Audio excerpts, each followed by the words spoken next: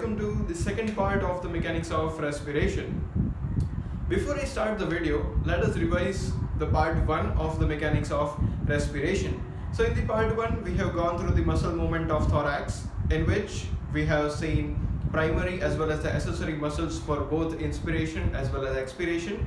And in the second part of this mechanics of respiration, we have also seen the movements in the thoracic cage, which is produced by the different muscles, and changes in the diameter of the thoracic cavity, that is alteration in the transverse as well as the vertical diameter of thoracic cavity. Now coming to second part of the mechanics of respiration. In the second part, I am going to mainly explain about the pressure changes in the thoracic cavity. So in the thoracic cavity, there are mainly two things. First thing is intrapleural pressure, and the second one, that is the intra-alveolar pressure. So now let us understand this thing with this very simple diagram. This diagram I have made for the understanding purpose only. So first thing is, these are the two lungs, this is the thoracic wall, and this is the diaphragm, which is the primary muscle for inspiration that everybody knows. Now coming to the most important thing, that is lungs, they are covered by pleura.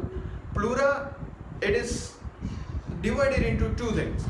First thing is the visceral pleura, and the second one, that is parietal pleura.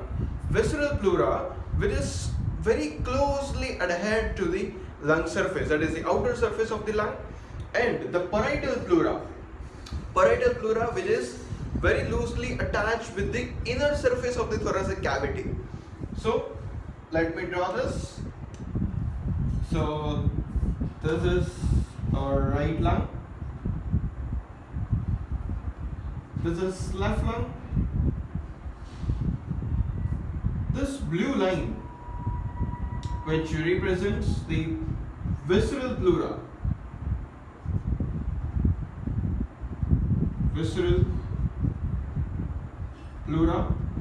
loosely attached with the outer surface of the lung, and this black line, which is parietal pleura.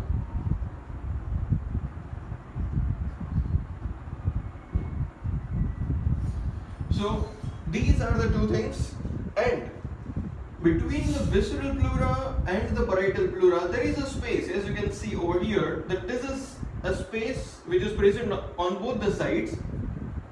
Okay, and this space is filled up by a very thin liquid, which is known as a pleural fluid.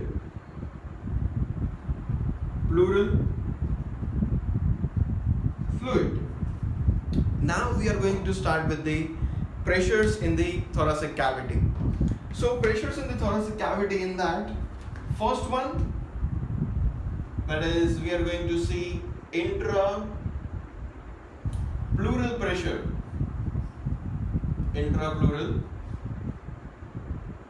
pressure. So under normal circumstances, intrapleural pressure, it is about -5 centimeters of water. When is the normal intrapleural pressure under normal circumstances? It is -5 centimeters of water. Now what happens is, when we inspire, right, we need to understand some of the biomechanics, right? So whenever we do inspiration, what happens is thoracic cavity expands. In my previous video, I told you about the upper coastal series and the lower coastal series, which were responsible for bucket handle as well as the pump handle movements. So when we inspire, so air is coming in, right? Air is coming in, thoracic cavity enlarges, right? So according to the Boyle's law states that pressure and volume both are inversely proportional to each other. This is the Boyle's law. So Boyle's law, if we take the -5 centimeters of water as the ideal intrapleural pressure, and when we inspire, so more and more volume is coming inside, so this pressure should drop, and it is dropped of about -2.5 centimeter.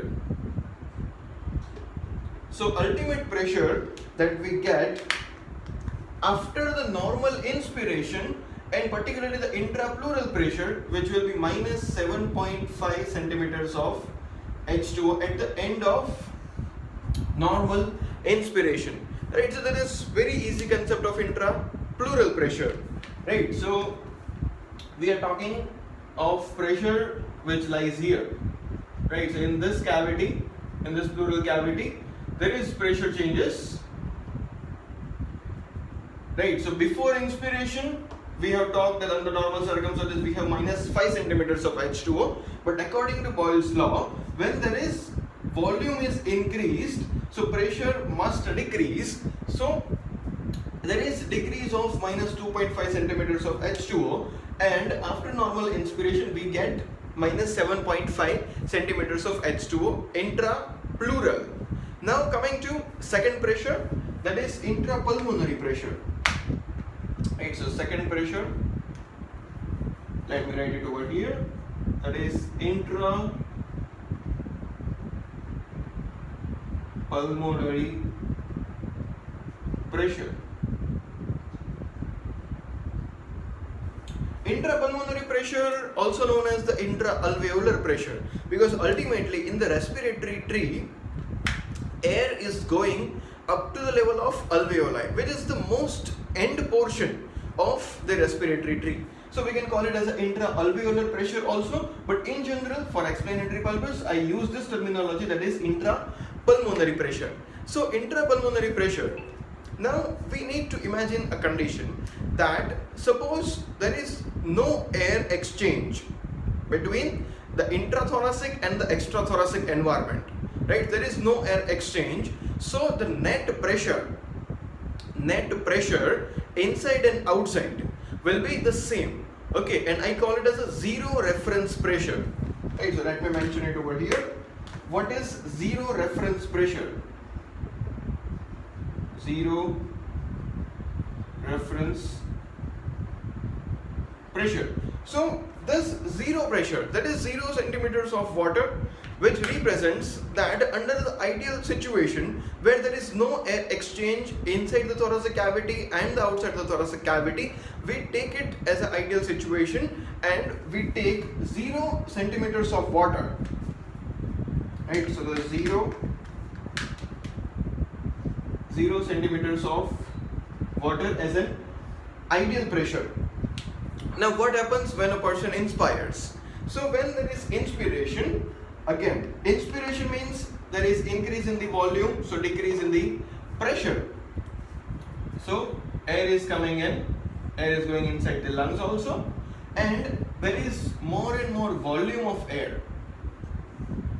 So we are talking about pressure, there is increase in the volume, so pressure should decrease of about minus 1 centimeter of H2O. That is, after normal inspiration, we get changed in intrapulmonary pressure of about minus 1 centimeters of H2O, and this negative 1 centimeter of H2O pressure, which is sufficient to get half a liter of oxygen inside. That is 0.5 liter of H2O inside the thoracic cavity, and this 0.5 liter of oxygen, 0.5 liters of oxygen, so which is equal to tidal volume, that is 0.5 liter is equal to 500 ml, and 500 ml is our tidal volume, right? So decrease in the intrapulmonary pressure of about minus 1 centimeter of H2O and is sufficient to bring the 0.5 liter of oxygen inside. I think both of these pressures are clear to you, right? So if the intrapleural pressure, intrapulmonary pressure are clear to you, now it is most important to understand the graph of this to get a better idea. To understand this thing, let me draw a graph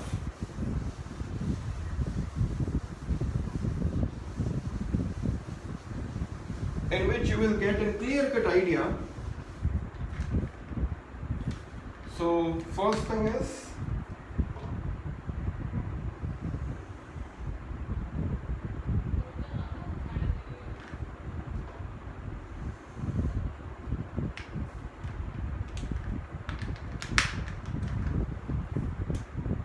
suppose we take initially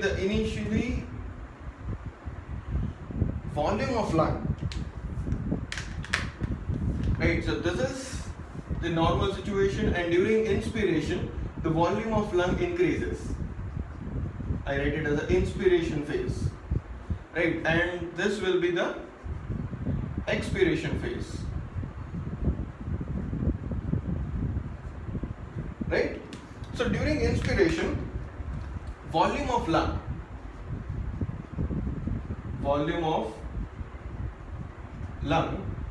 during inspiration it gradually increases. What happens to the intrapleural pressure then? Intrapleural pressure, as we know that it is decreasing, right? So for the intrapleural pressure, if suppose here is the minus 5 centimeters of H2O, and inspiratory phase, during the inspiratory phase it is decreasing more, and once the inspiration is done it is coming back to its normal level, right? So this is the intrapleural pressure. Now for the intrapulmonary pressure, we take ideally that is 0 centimeters of H2O, but there is decrease in the intrapulmonary pressure of about minus 1 centimeters of H2O, right? So there is decrease in the minus 1 centimeter of H2O.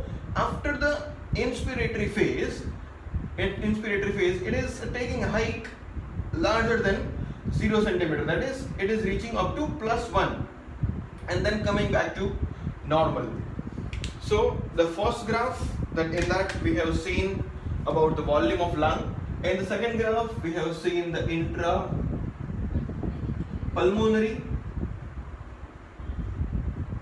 intrapulmonary pressure.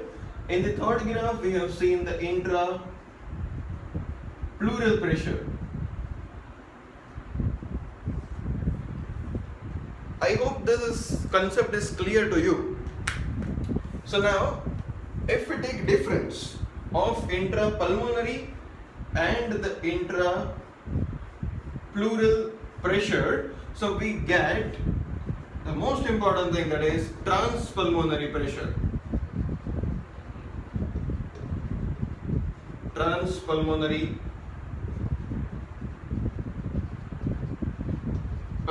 pressure, right? So the difference between the intrapulmonary and the intrapleural pressure, which gives us the idea of about transpulmonary pressure.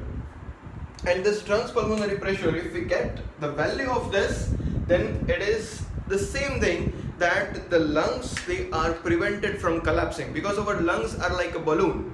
Okay, it can collapse when it is time to expire the air, and it can be inflated during the inspiration.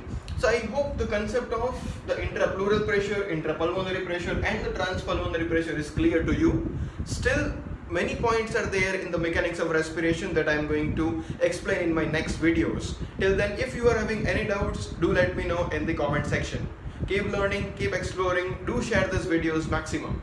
Thank you so much.